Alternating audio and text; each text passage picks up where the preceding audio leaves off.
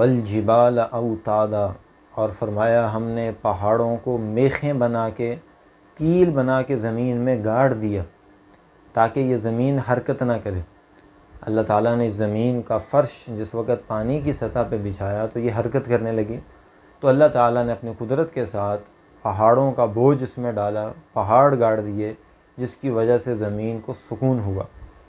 تو یہ بھی اللہ تعالیٰ کی ایک بہت بڑی رحمت ہے۔ ہم دیکھتے ہیں کہ جب زلزلہ آتا ہے تو زمین کچھ لمحوں کے لیے حرکت میں آتی ہے اور کتنی تباہی مچتی ہے، عمارتیں گر جاتی ہیں اور ایک قیامت برپا ہوتی ہے۔ تو اگر یہ زمین مسلسل حرکت میں رہتی اور اس میں ایک اضطراب ہوتا تو ہمارے لیے اس پہ زندگی گزارنا کتنا مشکل ہو جاتا۔ تو یہ تو اللہ تعالیٰ کا کرم ہوا کہ اللہ تعالیٰ نے اپنی حکمت کے ساتھ، اپنی قدرت کے ساتھ پہاڑوں کو گاڑ دیا تاکہ یہ زمین حرکت میں نہ آئے اور اس کو سکون بخشا تاکہ ہم اس پہ پرسکون ہو کے زندگی گزار سکیں، اس پہ عمارتیں بنا سکیں، اس میں اپنی ضرورت کی چیزیں تعمیر کر سکیں اور اس میں پرسکون ہو کے رہ سکیں۔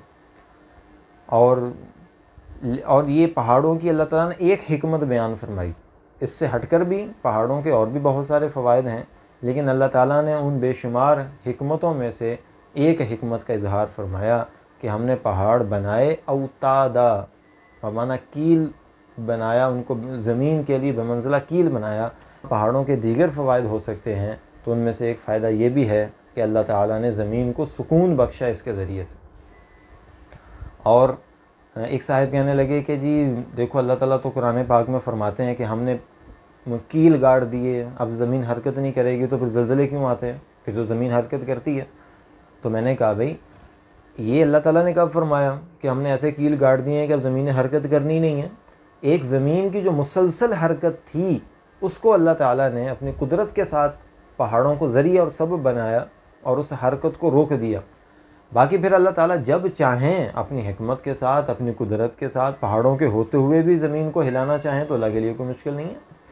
ابھی بھی اللہ کو زمین کو اگر تھاما ہوا ہے تو اللہ ہی نے، یہ تو پہاڑ تو محض ایک سبب اور ذریعہ ہیں۔ تو اللہ تعالیٰ پہاڑوں کے ہوتے ہوئے بھی زمین کو کبھی جھٹکا دیتے ہیں زلزلے کی شکل میں، تو بتلاتے ہیں کہ میرے بندو یہ کیل گاڑ کر بھی میں اس زمین کو ہلانے پہ قادر ہوں۔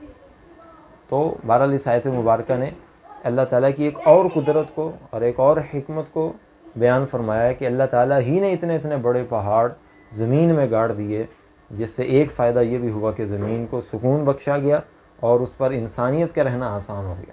تو جو ذات اتنے بلند و بالا پہاڑوں کو وجود دے سکتی ہے تو وہ 1-5-6 فٹ کے انسان کو کیوں نہیں دوبارہ پیدا کر سکتی وہ ذات؟ تو بہرحال اللہ تعالیٰ اپنی یہ قدرت بیان فرما کر بھی موت اور موت کے بعد کی زندگی پر ایک دلیل پیش فرما رہے ہیں